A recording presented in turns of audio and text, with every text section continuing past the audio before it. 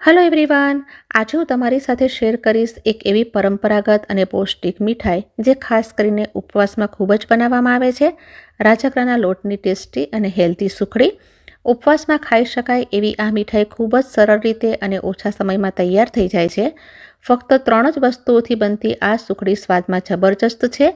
તો ફરાળમાં કંઈક સ્વીટ ખાવાની ઈચ્છા થાય તો ફટાફટ બની જતી સુખડી બનાવવાનું શરૂ કરીએ. મોઢામાં મૂકતા જ મેલ્ટ થઈ જાય એવી ફરાળી સુખડી બનાવવા માટે એનું મેઝરમેન્ટ ખૂબ જ મહત્ત્વનું છે.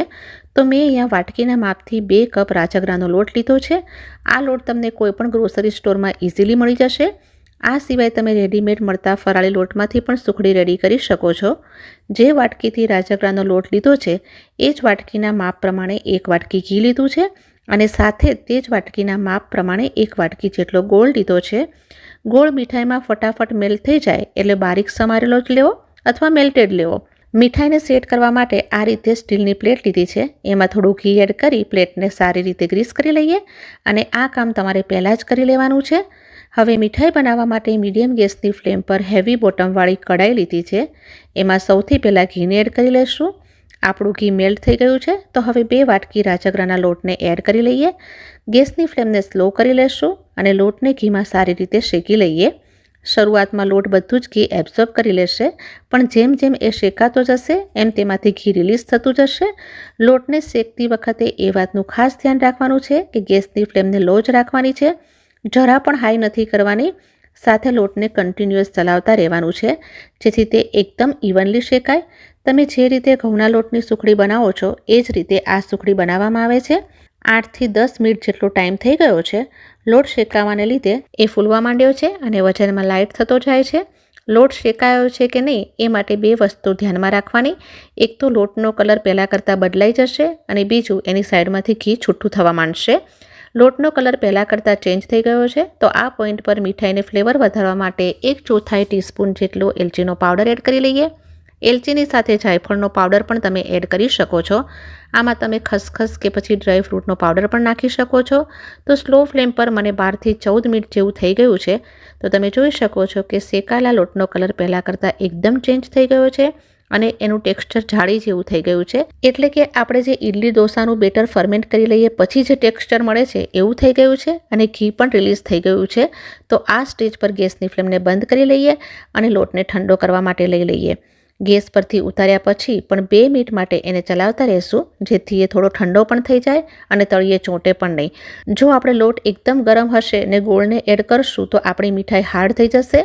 લોટને ચલાવતા 2 મિનિટ જેવું થઈ ગયું છે તો ગોળને એડ કરી લઈએ અને સારી રીતે મિક્સ કરી લઈએ. તો ગોળ ઝીણો સમારેલો હોવાથી લોટમાં એકદમ ફટાફટ મિક્સ થઈ ગયો છે.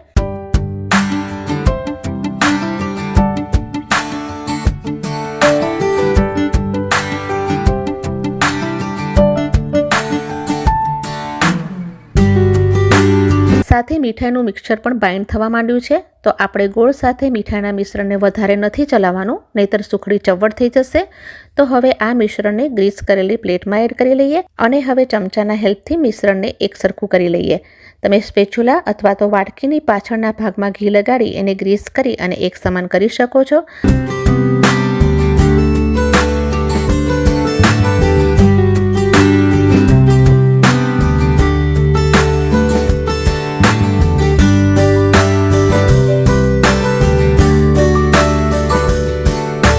તો જુઓ, એકદમ સરસ રીતે એક સમાન લેવલમાં કરી લીધું છે.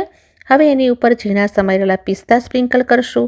આ ઉપરાંત તમને બદામ કે કાજુ એડ કરવા હોય તો એ પણ ઝીણા સમારીને એડ કરી શકો છો. અને મિશ્રણને 20 થી 25 મિનિટ માટે ઠંડુ થવા દઈએ. લગભગ 25 મિનિટ થઈ ગઈ છે. મિશ્રણ સારું એવું ઠંડુ થઈ ગયું છે. હવે નાઇફની હેલ્પથી એમાં કટ લગાવી લઈએ. તો તમે જોઈ શકો છો કે જેવા કટ લગાવીએ છીએ ત્યાં જ આખું મિશ્રણ અલગ થવા માંડે છે. મીન્સ કે આપણી જે સુખડી છે એ મોઢામાં મૂકતા જ મેલ્ટ થઈ જાય એવી સરસ તૈયાર થઈ છે.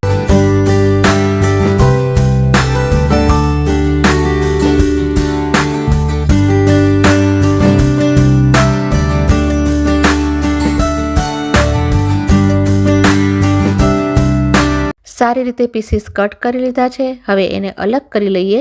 સુખડીના એક પીસને હાથમાં લઈને જોશો તો એકદમ પરફેક્ટ બની છે. ફક્ત 3 જ વસ્તુઓથી બનતી ખાવાની મજા આવે એવી ફરાળી રાજગરાની સુખડી રેડી છે. એક પીસ નાઈફ લગાવતા જ અલગ થઈ જાય છે. મતલબ કે આપણે જે મેઝરમેન્ટ લીધું છે એ એકદમ બરાબર છે. તો તમે પણ જરૂરથી ટ્રાય કરજો. બનાવવી છે એકદમ ઇઝી, એકદમ ટેસ્ટી અને હેલ્ધી. મોઢામાં મૂકતા જ મેલ્ટ થઈ જાય એવી મીઠાઈ જો તમને પસંદ આવી હોય તો વિડીયોને લાઇક, શેર અને સબસ્ક્રાઈબ કરવાનું બિલકુલ ના ભૂલશો. જલ્દી ફરી મળીશ નેક્સ્ટ વિડીયોમાં. Till then take care and stay happy.